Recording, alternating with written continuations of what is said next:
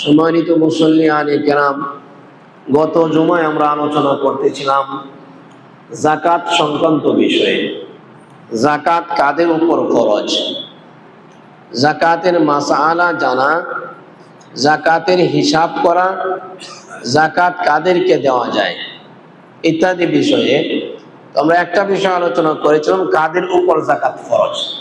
কি পরিমাণ মাল থাকলে একজন মানুষের যাকাত দেওয়া ফরজ, 40 ভাগের 1 ভাগ দিতে হয়। এটা আমরা গত জুমায় আলোচনা করেছিলাম। আশা করি প্রত্যেকেই নিজেদের হিসাবটা যারা করলে আপনি মিলাতে পারবেন আপনার কাছে আপনার উপর যাকাত ফরজ হয়েছে কিনা। বর্তমান রূপা বা স্বর্ণের যে বাজার মূল্য, এই বাজার মূল্য হিসাব করলে দেখা যাবে অনেকের উপর যাকাত ফরজ।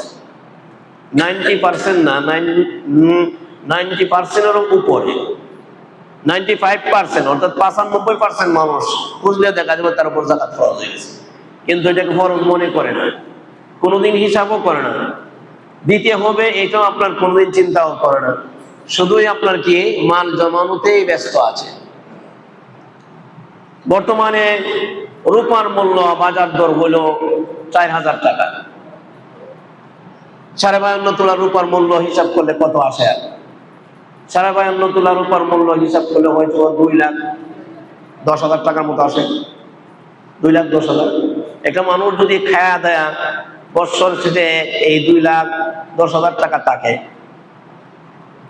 মানুষটার উপর যাকাত কি হয়ে যায়? ফরজ হয়ে যায়। চিন্তা করলে দেখবেন এরকম মানুষ অনেক আছে না? অনেকে আছে। বলছিলাম যে যদি স্বর্ণ রূপা, কিছু টাকা, কিছু স্বর্ণ, কিছু রূপা, কিছু ব্যবসার মাল, সবগুলি মিলেও যদি আপনার দুইটার কোনো একটা সম পরিমাণ হয়, হয়তো স্বর্ণের হিসাব করলে 5.5-7.5 তোলা স্বর্ণ, আর যদি রূপার হিসাব করে 52.5 তোলা রূপা, দুইটার কোনো একটা। স্বর্ণই হতে হবে এমন না, রূপাই হতে হবে এমন না, দুইটার যে কোনো একটা। আর হ্যাঁ, কোন সময় স্বর্ণই শুধুমাত্র হিসাব করবে আর কোন সময় রূপাই শুধুমাত্র হিসাব করবে। একজনের কাছে যদি শুধু স্বর্ণ থাকে আর কোনো মাল না থাকে, রূপাও নাই, অন্য কোনো টাকাও নাই, ব্যবসার কোনো আপনার পণ্যও নাই, সেক্ষেত্রে হলো 7.5 তোলা স্বর্ণ হিসাব ধরা।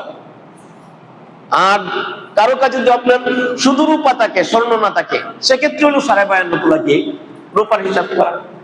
কিন্তু দেখা যায় শুধু 7.5 তোলা স্বর্ণ কারো কাছে নাই, কিছু স্বর্ণ আছে। 52.5 তোলা রূপা কারো কাছে নাই, কিছু রূপা আছে। দুইটা মিলে যে কোনো একটার মূল্য হিসাব করলে যদি হয়, যাকাত ফরজ হয়ে যাবে। বা কিছু স্বর্ণ, কিছু রূপা, কিছু টাকা, কিছু আপনার কি ব্যবসার মাল। ব্যবসার মালের মধ্যে এই কথাটা গত জুমায় বলার সুযোগ পায় না। এই যে ব্যবসার মালের মধ্যে কিছু মানুষ আছে জমির ব্যবসা করে কিনা, জমির ব্যবসা করে। একটা হলো জমি খরিদ করছেন ব্যবসার নিয়তে, আপনি ভোগ করার নিয়তে। আপনি হয়তো ফসল করবেন, না হলে বাগান করবেন, ক্ষেত খামার করবেন, বাড়ি করবেন, বাসা করবেন, এটা হলো আপনার স্থাবরের মধ্যে ধরা হবে। কিন্তু যদি আপনি ব্যবসার নিয়তে জমি খরিদ করেন, এটা আপনার হিসাবে আনতে হবে, কারণ এটা আপনি ব্যবসার নিয়তে করছেন। এই ধরনের যদি কেউ ব্যবসায়ী থাকে, যেন জমি ব্যবসায়ী, তো জমি ব্যবসায়ীর জমি যদি কিনা থাকে ব্যবসার নিয়তে, এটাও হিসাবে ধরতে হবে। এরকম হিসাব করলে দেখা যাবে অনেক মানুষের উপর কি আছে, যাকাত ফরজ আছে। অনেকে ডিপিএস আছে, অনেকে আপনার ব্যাংকে আপনার কি আছে, ডিপি আছে। অনেকে আপনার সামাজিক ভাবে অনেক বিভিন্ন সমিতিতে আপনার কি করে, 10 জন 20 জন 50 জন মিলে একটা কি করছে, সমিতি করছে। সমিতির মধ্যে একটা পুঁজি আছে, মানুষের গরুর, বাছুর, বেড়া, বকরি, ছাগল ইত্যাদি আপনার কি করতেছে, ব্যবসার নিয়ত বাড়িতে পালতেছে। এটাকে হিসাবে ধরতে হবে। ধরে যদি আপনার 7.5 তোলা রূপা অথবা 52.5 তোলা, 7.5 তোলা স্বর্ণ অথবা 52.5 তোলা রূপা, দুইটার কোনো একটা সম পরিমাণ মূল্য হয়, তাহলে তাকে আপনার কি, যদি এই আয়টার উপরে তার বছর পার হয়, তাহলে তাকে যাকাত দিতে হবে। কত দিতে হবে? 40 ভাগের 1 ভাগ। না দিলে কিন্তু আপনার পরকালে আপনি ঠেকবেন, দুনিয়াতেও ঠেকবেন, পরকালেও ঠেকবেন। দুনিয়াতে আপনার মাল নষ্ট হয়ে যাবে, আপনার উপর বিপদ আপদ আসার, আপনার মালের উপর বিপদ আপদ আসার আশঙ্কা আছে। পরকালে আপনার পিতা আপনার একদম কি নাই, মাফ নাই। দুনিয়াতে যদি আপদ বিপদ নাও আসে, পরকালেরটা আপনার কি নাই, সার নাই। এলে কি করবো? হিসাব করা দরকার আছে কিনা? হিসাব করা দরকার। এখন আমরা হিসাব কাদের উপর ফরজ এটা বুঝলাম, এখন হিসাবটা করবো কিভাবে? যাকাতের হিসাব করা হলো আপনার চন্দ্র মাস হিসাবে কি করা, হিসাবটা করা। যেই দিন থেকে আপনার কি হয়েছে, মাল জমছে, ওই দিন থেকে আপনি দেখেন আপনার বছর পার হয়েছে কিনা। হিসাব করলে যদি দেখা যায় বছর পার হয়ে গেছে, বাস আপনি কি করেন, 40 ভাগের 1 ভাগ যাকাত আদায় করেন। দিব কাদেরকে? গরিব, মিসকিন, এতিম, অসহায়, দরিদ্র, তহবিল যেখানে আছে এই সমস্ত জায়গা আমরা কি করব, যাকাত দেব।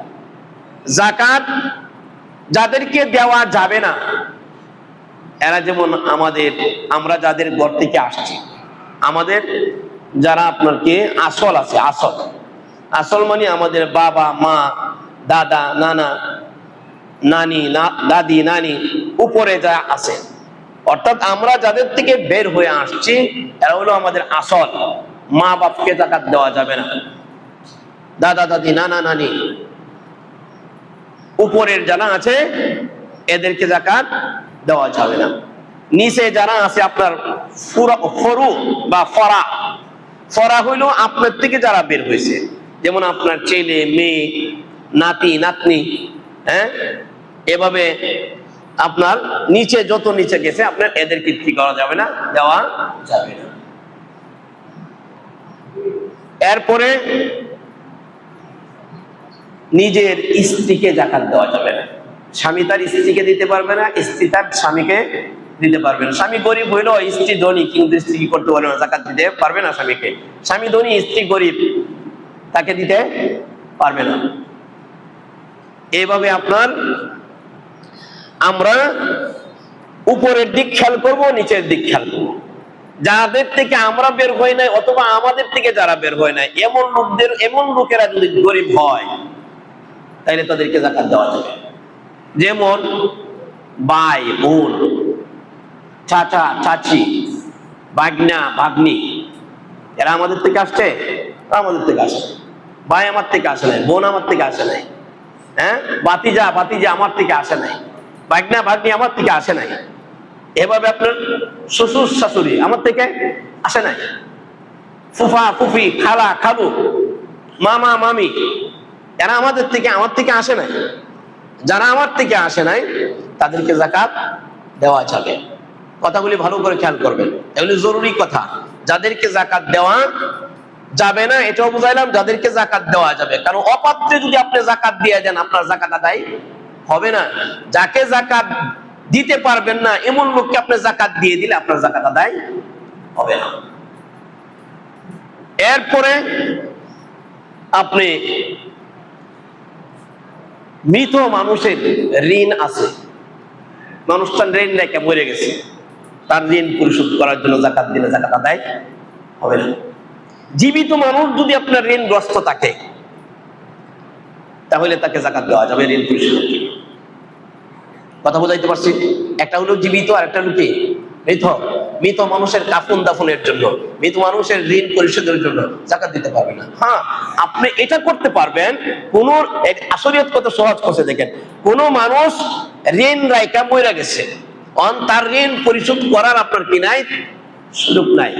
আপনি যদি মনে করেন এই মানুষটার যে ছেলে বা মেয়ে আছে, এতিম বাচ্চা আছে, ওই বাচ্চাটাকে আপনি যাকাত দিয়ে দেন, এখন সে ইমানের মালিক হয়ে গেছে, সে এখন বাবার পক্ষ থেকে করবে ঋণ আদায় করে দিয়ে দিতে পারবে, মায়ের পক্ষ থেকে ঋণ আদায় করে দিতে পারবে।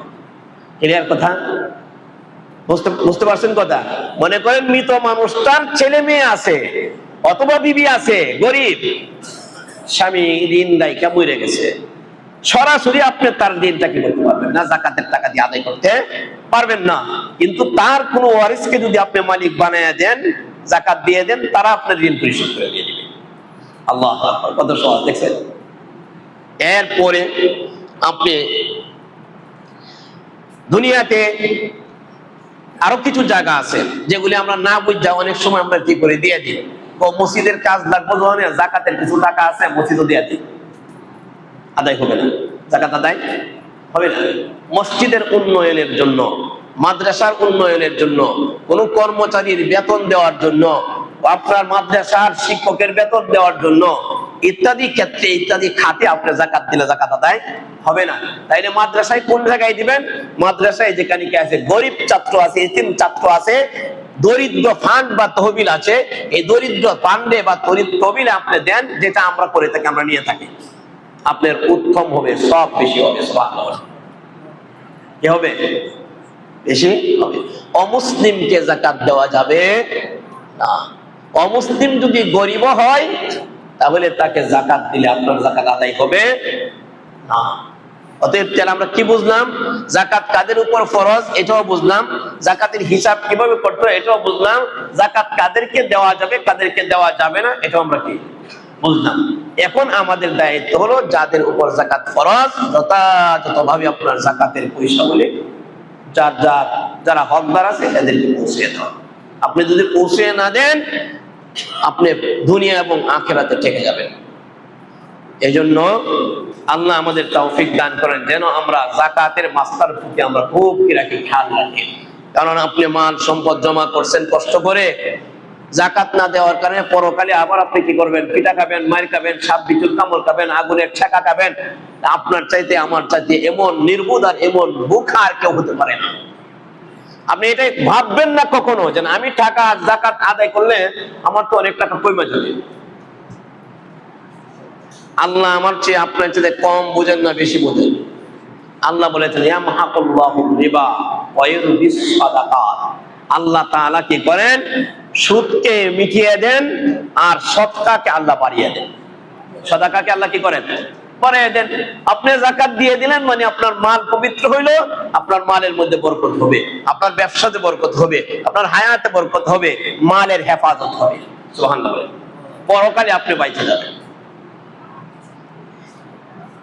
ব্যবসার মাল বিভিন্ন ব্যবসা থাকতে পারে, যার যে ব্যবসা আছে ওই ব্যবসায় কি করবেন? হিসাব করবেন।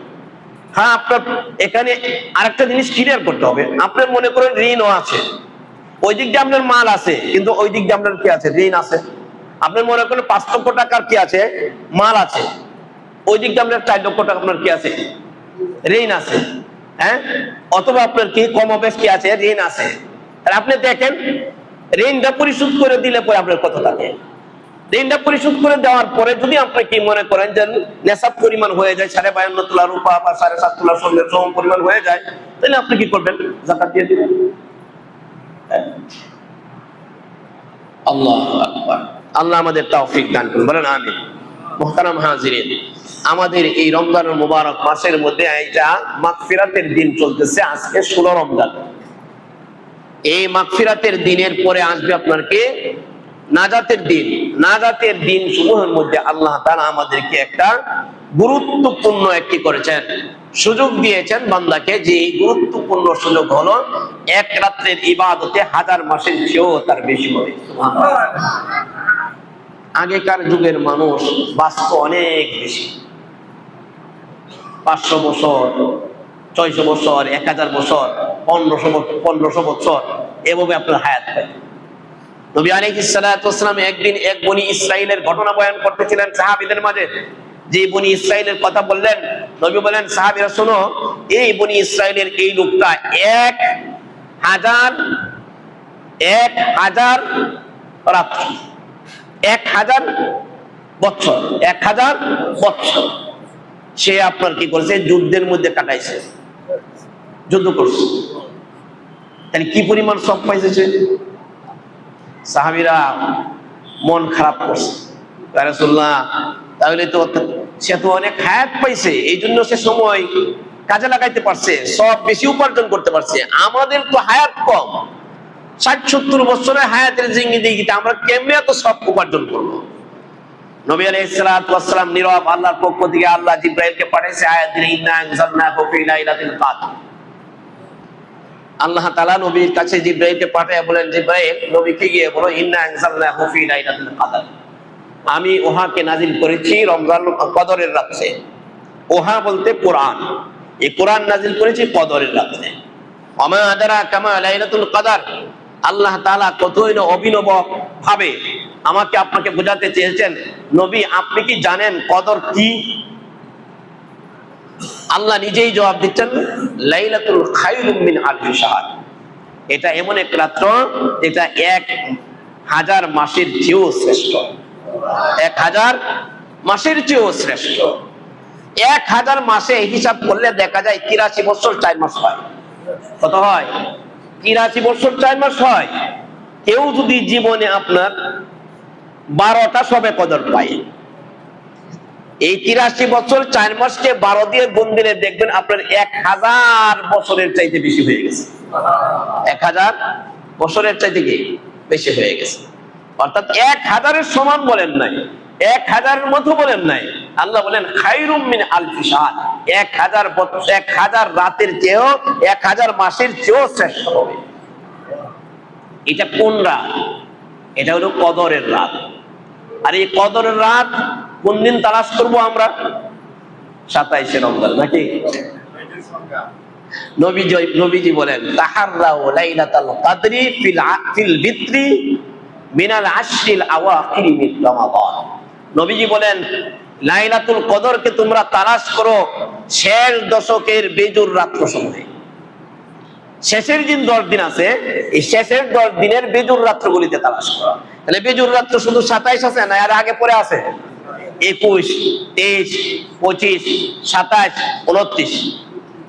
আমি যদি শুধু খালি 27-এর রাত্রের জন্য থাকি অপেক্ষায়, যদি 21-এ রাত্রে চলে যায়, অথবা 23, 25-এ চলে যায়, 29-এ চলে যায়, তাহলে আমি কি করলাম? এখানে মায়ের খেয়ে গেলাম, এখানে আমি বঞ্চিত হয়ে গেলাম, মাহরুম হয়ে গেলাম, আমি শবে কদর পেলাম না। এই শবে কদরের জন্য শেষ দশকের প্রত্যেক রাত্রে তালাশ করা। সুবহানাল্লাহ বলেন। এই জন্য শবে কদর যেন আমাদের নসিবে ঢুকে যায়, এটা নিশ্চিত হওয়ার জন্য একটা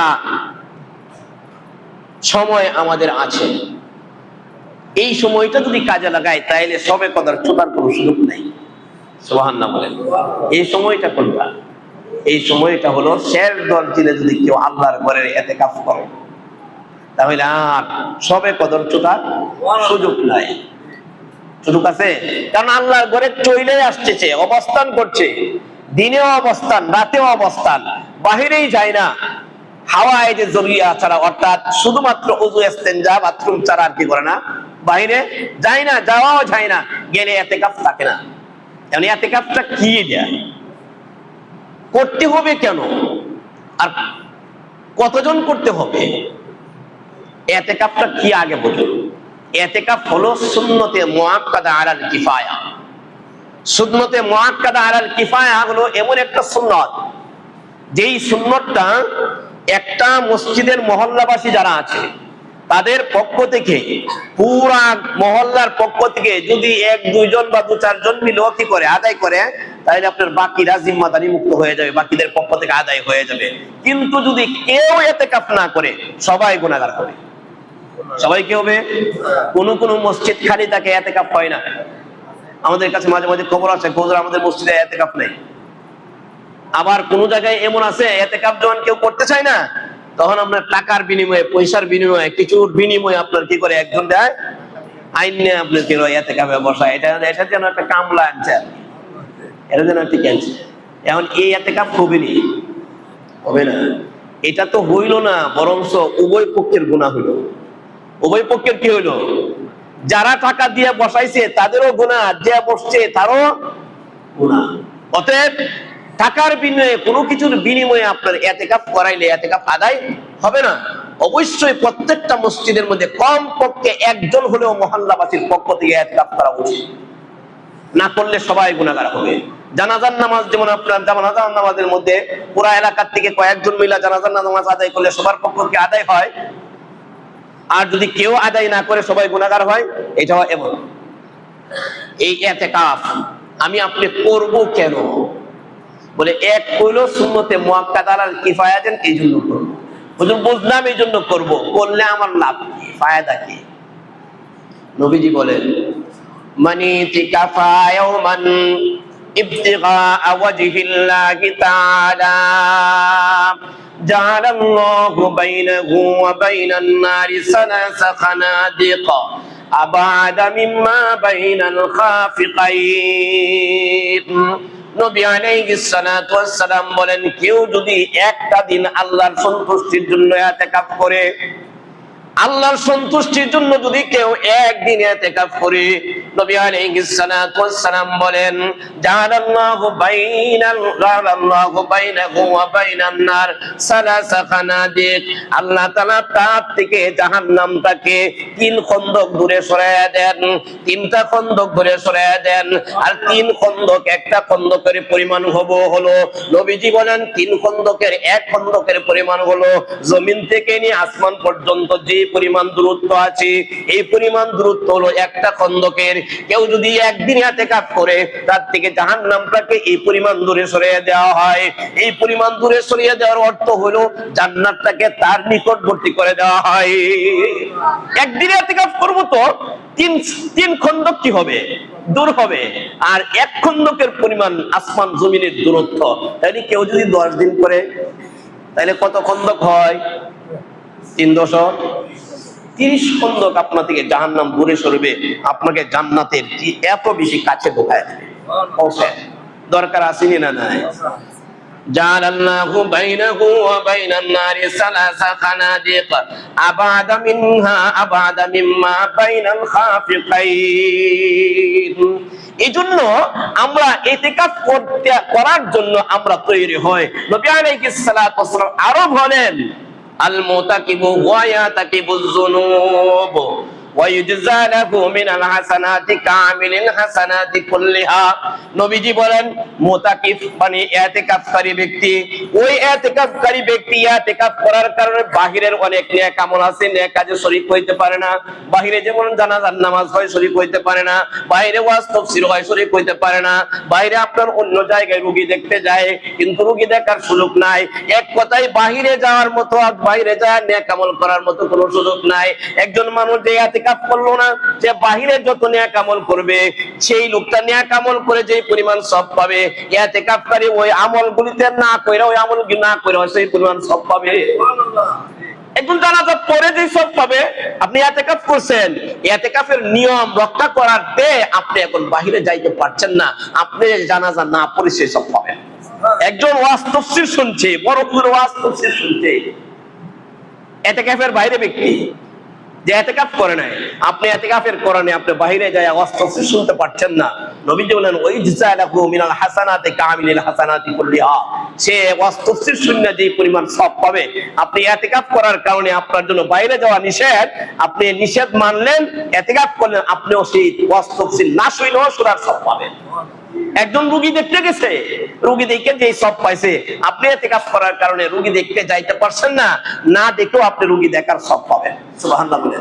অর্থাৎ বাহিরের যত নেক আমল আছে, যাবতীয় নেক আমল করে ইতিকাফ বিহীন মানুষটা যে পরিমাণ সওয়াব উপার্জন করার সুযোগ আছে, আপনি বাহিরের ওই সমস্ত নেক আমলে অংশগ্রহণ না করেও আপনার আমল নামায় সেই পরিমাণ সওয়াব জমা হওয়ার সুযোগ আছে।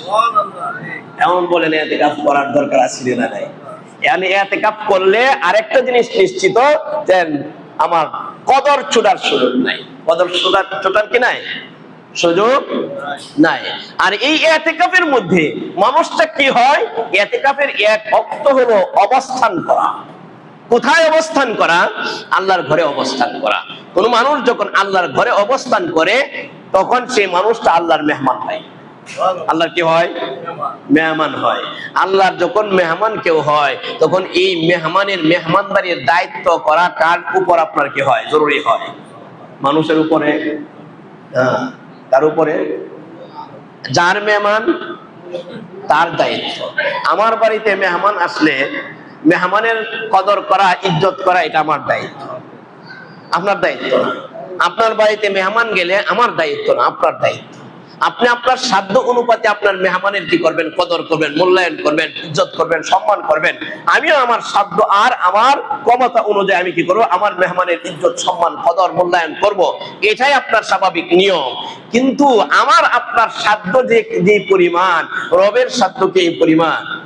আমার আপনার মেহমান যেই দামি, রবের মেহমান কি এই পরিমাণ দামি না একটু বেশি? বোঝেন না কথা? আমার আপনার মেহমান যে পরিমাণ আপনার ইজ্জত রাখে আমার কাছে, আল্লাহর মেহমান আল্লাহর কাছে ইজ্জতটা এই পরিমাণ রাখে না, কম রাখে। কদ্দুর বেশি? এদুর একা হিসাব ছাড়া আমার আপনার হিসাব নেই। আমার আপনার কি রব তো দিবেন রবের মতো করে। সুবহানাল্লাহ বলেন।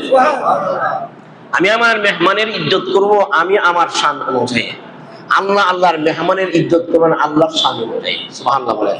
মেহমান যখন পড়ে থাকে আল্লাহর ঘরে, তখন আল্লাহ তাআলা বলেন আমার মেহমান আমার ঘরে আসছে, আমার দায়িত্ব হলো আমার মেহমানকে ইজ্জত করা। আমার মেহমানের ইজ্জত কি?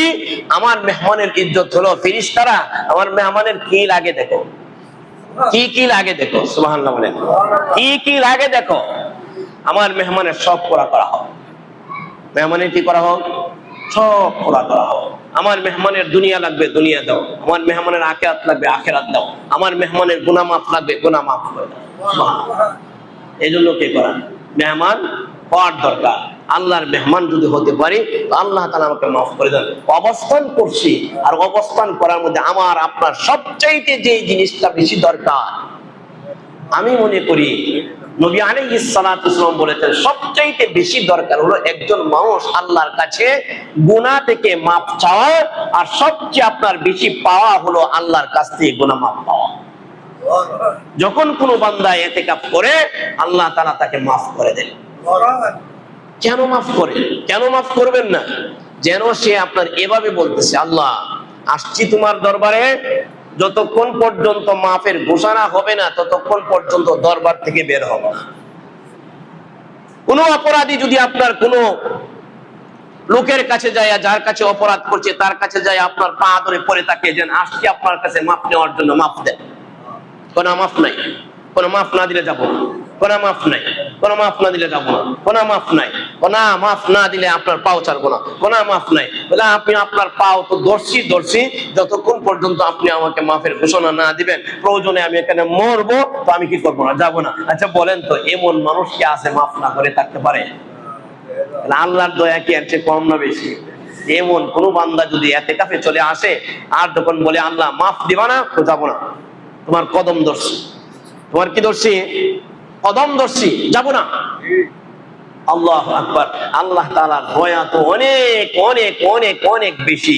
আল্লাহর এক নাম রহমান, এক নাম রহিম, আর এক নাম আরহামুর রহিম। আর এক নাম কি? আল্লাহর এক নাম গাফের, এক নাম গফুর, আর এক নাম গাফফার। আল্লাহ তাআলা আপনার ক্ষমাশীল, দয়ালু। জোরে বলেন সুবহানাল্লাহ। আল্লাহ তাআলা মাফ করে দিয়ে দিবেন। এই জন্য কি করা, ইতিকাফের নিয়ত করা, ইতিকাফের নিয়ত করা। ইতিকাফে আসতে পারলে আমার আপনার কদর নিশ্চিত। বলে নবী আলাইহিস সালাতু ওয়াস সালাম বলেন, যে ব্যক্তি কদরের রাতে কি করে, কদরের রাতে ইবাদত করে কাটায়, কদর তালাশ করে। নবীজি বলেন মান কামা লাইলাতুল কদরি ঈমানান ওয়া ইহতিসাবান গুফিরা লাহু মা তাকাদ্দামা মিন যামবিহি। নবীজি বলেন যে ব্যক্তি কদরের রাতে ইবাদত করে কাটায় তার পিছনের সবগুলি গুনাহ মাফ করে দেওয়া হয়। কোন বান্দা কিংবা কোন বান্দি যদি লাইলাতুল কদরে জাগ্রত থেকে আল্লাহ তাআলার ইবাদত করে ঈমান এবং সওয়াবের আশায়, আল্লাহ তাআলা তার পিছনের সব গুনাহ মাফ করে দেন। সুবহানাল্লাহ। وقال النبي عليه الصلاة والسلام إذا كان ليلة القدر نزل جبرائيل عليه الصلاة والسلام في كبكبة من الملائكة يصلون على كل عبد قائم أو قاعد يذكرون الله عز وجل। নবী আলাইহিস সালাতু ওয়াস সালাম বলেন, কোন বান্দা কিংবা কোন বান্দি যখন লাইলাতুল কদরে আল্লাহর ইবাদতে লেগে যায়, লাইলাতুল কদর যখন হাজির হয়, নবী আলাইহিস সালাতু ওয়াস সালাম বলেন নাযালা বিহি জিবরাইল আলাইহিস সালাতু ওয়াস সালাম ফি কাবকাবাতিন মিনাল মালায়েকা সাইয়্যিদুল মালায়েকা রূহুল আমিন। হযরত জিবরাইল আলাইহিস সালাতু ওয়াস সালাম একদল বিশেষ ফেরেশতাদের টিম নিয়া, বিশেষ ফেরেশতাদের বাহিনী নিয়া দুনিয়ার আকাশের মধ্যে অবতরণ করেন। আর অবতরণ করে কি ইসাল্লুনা আলা কুল্লি আবদিন কাইমিন আও কাঈদিন ইয়াযকুরুল্লাহ আযজা ওয়া জাল্লা। যেই মানুষটাকে আয়েশা দেখে দাঁড়ায় কিংবা বসে আল্লাহ তাআলার জিকির করতেছে, আল্লাহ আর ফেরেশতা জিবরাইল তার সাথে আসা ফেরেশতাদেরকে নিয়ে তার জন্য রহমতের দোয়া আল্লাহর কাছে করতে থাকে। ফেরেশতা জিবরাইল যদি দোয়া করে এটাই তো যথেষ্ট। আবার জিবরাইলের সাথে আপনার বিশেষ টিম, সুবহানাল্লাহ বলেন, বিশেষ বাহিনী, ফেরেশতাদের বিশেষ বাহিনী, তাদেরকে নিয়ে আয়েশা আল্লাহর কাছে কয়, আল্লাহ তার উপর রহমত নাজিল করা, তার উপর রহমত নাজিল করা, তার উপর রহমত নাজিল করা, তার জন্য রহমতের দোয়া কামনা করে। সুবহানাল্লাহ বলেন। তাহলে এটা কার জন্য? কদরে যে কি করে জাগ্রত থাকে। আর কদরটা নিশ্চিত হলো মুতাকিফের জন্য, ইতিকাফের জন্য, ইতিকাফকারীর জন্য। এই ইতিকাফ শুধু পুরুষ করবে না মহিলাদেরও করার সুযোগ আছে? এটাও আমাদের জানার দরকার। মহিলাদেরও কি ইতিকাফ করার সুযোগ আছে হুজুর? হ্যাঁ, মহিলাদের জন্য সুযোগ আছে। এবং শুধু সুযোগ না, মহিলাদের জন্য পুরুষের তুলনায় ইতিকাফ করাটা আরো সহজ। সুবহানাল্লাহ বলেন। কেমন? তাহলে মহিলারা করবে কোথায়? বলে আমাদের মসজিদে আসবে। কোথায়? মহিলারা করবে মহিলাদের নিজের যার যার বাসস্থানে কোনো এক কোণায় একটা আপনার মশারি টানায়া এই জায়গাটাকে কি করবে 10 দিনের জন্য নির্ধারিত করবে। এটাই তার মসজিদ, এটাই তার কি মসজিদ। অথবা যে সে যে কাটে থাকে, পালঙ্গে থাকে, চকিতে থাকে, ওই চকিতে বা আপনার কি খাটে আপনার কি করবে এই জায়গাটা করে নেবে। এখানে সে কি করবে? ইতিকাফ করবে, তাসবিহ নিবে, কোরআন শরীফ কাছে নেবে, তাসবিহ পড়বে, কোরআন শরীফ পড়বে। হ্যাঁ, বাহিরে শুধুমাত্র কি ওযু ইস্তেনজার জন্য যাইতে পারবে, অন্য কোনো কাজের জন্য যাওয়া যাবে না। পুরুষ এবং মহিলা সবার জন্য ইতিকাফ করা অবস্থায় দুনিয়াবি কোনো কথা বলা যাবে না। বললে ইতিকাফ নষ্ট। দুনিয়াবি কোনো কথা বললে কি হয়ে যাবে? ইতিকাফ নষ্ট হয়ে যাবে। খেয়াল রাখতে হবে, মসজিদে আসছি তো আল্লাহর কাছে দামি হব, দামি হওয়ার জন্য কিছু শর্ত আছে। এই শর্ত হলো যে তুমি কি করবা? নিয়ম মাইনা চলবা। নিয়ম কি? নিয়ম হলো তুমি বাহিরে যেতে পারবা না, অযথা বাহিরে গিয়ে সময় নষ্ট করতে পারবা না। তুমি বাহিরে যায় লম্বা সময় না সাবান দিয়ে ডোলে মোলে গোসল করে আসতে পারবা না। বাহিরে গিয়ে তুমি কি ইফতারির পরে কিছু মানুষের সিগারেটের অভ্যাস থাকতে পারে, যেন রোজা রাখতে সারাদিন, উনি ইতিকাফকারী বাইরে গিয়ে সিগারেট টানতেছে। ইতিকাফ আছে না গেছে? চলে গেছে। মসজিদ থেকে আপনি গেছেন বাথরুমে, আসা যাওয়ার পথে রাস্তায় কোনো মানুষের সাথে দুনিয়াদারি কোনো কথা বলতে পারবেন না। সালাম কালাম যদি কেউ সালাম দেয়, দাঁড়ায়া সালামের উত্তর দেওয়ার সুযোগ নাই, চলা অবস্থায় উত্তর দিবেন। কে? চলা অবস্থায় দাঁড়ায় আপনি সুযোগ নাই, দাঁড়ায়া কথা বলবেন বা সালামের উত্তর দেবেন, হালকুচি জিজ্ঞেস করবেন, আপনার ইতিকাফ নষ্ট হয়ে যাবে। তাইলে আপনি কি পাবেন না? এই পুরস্কার পাবেন না। কোন পুরস্কার? ওই যে একদিন আল্লাহর জন্য ইতিকাফ করলে 3 খন্দক জাহান্নাম তার থেকে দূরে সরিয়ে দেওয়া হয়। দুনিয়ার যত আপনার নেক আমল অন্যরা করে আপনি না করে এটা সব পাবেন। ফেরেশতারা আপনার জন্য দোয়া করবে, ইত্যাদি ইত্যাদি ফজিলত যা আছে এগুলি আপনি পাবেন না যদি আপনি আপনার ইতিকাফ নষ্ট করে ফেলেন।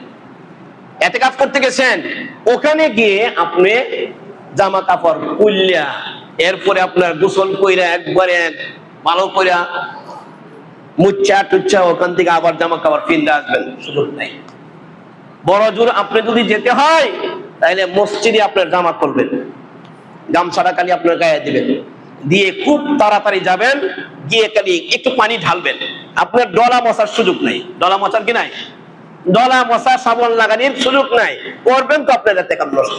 শুধু একটু পানি ঢাইলা এরপর তাড়াতাড়ি কি করবেন? লুঙ্গিটা খালি বদলায় তাড়াতাড়ি চলে আসবেন। পারবো তো ইনশাআল্লাহ? ইতিকাফ করার নিয়ত আছে তো ইনশাআল্লাহ? করলে ফায়দা হবে না? আমরা লাইলাতুল কদর চাই, যে লাইলাতুল কদরে আল্লাহ তাআলা বান্দাকে কি করেন? মাফ করে দেন। বান্দার যখন 10 দিন এখানে পার হয়ে যায় ইতিকাফ করে শেষ পর্যায়ে যখন ঈদের চাঁদ উঠে, ঈদের চাঁদ ওঠার পরে সে এখন বের হয়ে যাবে, আল্লাহ তাআলা যেন বলেন, বান্দা বাড়িতে যাচ্ছ খালি হাতে না। সুবহানাল্লাহ বলেন। বান্দা বাড়িতে যাচ্ছ খালি হাতে না, তা কি নিয়ে যাইবা? আমি তোমাকে পুরস্কার দিয়েছি, আমি তোমাকে পুরস্কার দিয়েছি। কি পুরস্কার? বলে তোমার সবচেয়ে বেশি দরকার যেটা, তোমার সবচেয়ে বেশি দরকার যেটা, আমার কাছে দামি যেটা, এটা দিয়ে দিবে। সুবহানাল্লাহ। মাগফুরান লাহুম। তোমার সবচেয়ে বেশি প্রয়োজন কমা, আমার কাছে দামিও সবচেয়ে বেশি কমা। যাও, কমা তোমাকে করে দিয়ে দিলাম। সুবহানাল্লাহ। কমা তোমাকে করে দিয়ে দিলাম ইনশাআল্লাহ। এই তো আসছে, আজকে তো হলো 16 তারিখ, আজকে 16 না, রমজানের 20 তারিখ, আসরের পরে সূর্য ডোবার আগে যারা এতেকাফ করবেন মসজিদে চলে আসতে হবে। যারা এতেকাফ করে মসজিদে চলে আসবো। কোথায়? যে যেখানে এতেকাফ করবে, যে যেখানে এতেকাফ করবেন মসজিদে চলে আসবো। 20 তারিখে রমজানের 20 তারিখে, অর্থাৎ আগামী কিবার পরে, আজকে ছিল না, মঙ্গলবার পরে, মঙ্গলবার দিন সূর্য ডুবার আগে, আসরের পরে সূর্য ডুবার আগে মসজিদে কি কেতাবালিশ নিয়ে আপনার কি করবেন? চলে যাবেন। প্রয়োজনীয় আসবাবপত্র যেটা লাগে আপনি নিয়ে চলে যাবেন। ওখানে গিয়ে আপনি কি করেন? অবস্থান করুন। আল্লাহ আমাদের তৌফিক দান করেন ইনশাআল্লাহ। করবো তো ইনশাআল্লাহ। আসি এবছর কেউ ইতিকাফ করার মতো নিয়তকারী কেউ কেউ আছেন এবছর আমাদের মসজিদে? মাশাআল্লাহ। আপনার মসজিদে দেওয়া যান, মাশাআল্লাহ, করবে ইনশাআল্লাহ। আজি সাহেব আপনি কোথায়? আপনার বাড়ির মসজিদে। তো এই যে আমার সাথী ইনশাআল্লাহ আব্দুল ওয়াহাব ভাই, আল্লাহু আকবার, কবুল করেন, বলেন আমিন। আরেকটা এই যে আমাদের বলু ব্যাপারী সাহেব, বলু মেম্বার সাহেব, আল্লাহ কবুল করেন, বলেন আমিন। গত বছর উনি আমাদের সাথে ছিলেন। হ্যাঁ, কি পরিমাণ ফায়দা! এই কালকে আসরের নামাজের পরে একটা ফায়দার কথা বলছি। যাদের মা বাপ কবরে চলে গেছে, যাদের মা বাপের নামাজ রোজা কিছু আপনার বাকি ছিল, কাজা ছিল, অথবা আপনার যে সমস্ত আপনার ত্রুটি বিচ্যুতির কারণে আটকা পড়ে গেছে, তাদের কবরের আযাব বন্ধ হওয়ার ক্ষেত্রে একটু প্রতিবন্ধকতার সৃষ্টি হয়ে আছে। তাদেরকে ছুটানোর দরকার। কেমনে ছুটবে তারা? বলে সন্তান যদি তাদের জন্য কিছু দান খায়রাত করে, সন্তান যদি তাদের জন্য দোয়া করে, সন্তান যদি তাদের জন্য আপনার কি কবর জিয়ারত করে। আরেকটা সুযোগ হলো, সন্তান যদি মা বাবার নিয়তে আপনার 70,000 বার কালিমায়ে তয়্যিবা লা ইলাহা ইল্লাল্লাহ, লা ইলাহা ইল্লাল্লাহ পড়ে, লা ইলাহা ইল্লাল্লাহ 70 বার পড়লে, আর এটা পরে যদি আপনার বক্সে দেওয়া হয়, কবরের আযাব বন্ধ হয়ে যায়। তাইলে এই সুযোগ ইতিকাফ ছাড়া বাহিরে থেকে করাটা অনেকটা কঠিন। কিন্তু ইতিকাফ করলে 70,000 না, 10 দিনে কয়েক 70,000 বার হয় লা ইলাহা ইল্লাল্লাহ, হয় কিনা? এটা করব ইনশাআল্লাহ। আবু কুরতুবী রাহমাতুল্লাহি আলাইহির কথাটা আবু কুরতুবী বলেছেন যে এই কাজটা করলে কবরের আযাব কি হয়ে যায়? মাফ হয়ে যায়। তার জামানায় একজন যুবক ছিল, যে যুবকটা আপনার কাশফওয়ালা ছিল। কাশফওয়ালা মানে আপনার অন্তর্চক্ষু খোলা, অন্তর চোখ দিয়ে অনেক দূর পর্যন্ত আপনার কি করে? অদৃশ্যের অনেক কিছু দেখে ফেলে। এটাকে বলে কাশফওয়ালা। এই কাশফওয়ালা এক মজলিসের মধ্যে বসা, হঠাৎ করে চিৎকার মেরে উঠলেন। আবু কুরতুবী বলেন, এই এভাবে চিৎকার মারলে কেন? হুজুর, আমি আমার কাশফের মাধ্যমে জানতে পেরেছি, বুঝতে পেরেছি, দেখেছি আমার মায়ের কবরে আযাব হয়েছে। কতক্ষণ? আবু কুরতুবী বলেন, আমার আমল নামায় কয়েক নেওয়াব হলো প্রতি 70,000 কে এক নেওয়াব বলা হয়। আমার আমল নামায় কয়েক নেওয়াব কি আছে? লা ইলাহা ইল্লাল্লাহ জমা আছে। আমি করলাম কি, এই যুবকের মায়ের নিয়তে এক নেওয়াব, অর্থাৎ 70,000 কি করলাম? বক্সে দিয়ে দিলাম। পরক্ষণে যুবক হাসি দিয়ে বলে, হুজুর, আমার মায়ের কবরে আযাব মাফ হয়ে গেছে। তাহলে আমরা আমাদের মা বাবার জন্য করবো তো ইনশাআল্লাহ। হ্যাঁ, দুনিয়াদারি থাকবে, অনেক থাকবে, কিন্তু দুনিয়াদারি করতে পারবেন, আখিরাত একটু করেন। আল্লাহ আমাদের তৌফিক দান করেন।